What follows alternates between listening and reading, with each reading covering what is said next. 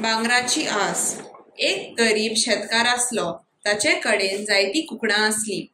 तांतंतली एक कोंबी भांगराची तांती घालताली। शेतकार ती भांगराची तांती बाजारांत व्हरून विकतालो आनी अशें करून आपलें घर चलयतालो। ताका आपूण खूब गिरेस्त जावचें अशें दिसलें। एक दीस ताणें चिंतलें, ही कोंबी दिसाक एकूच तांती घालता।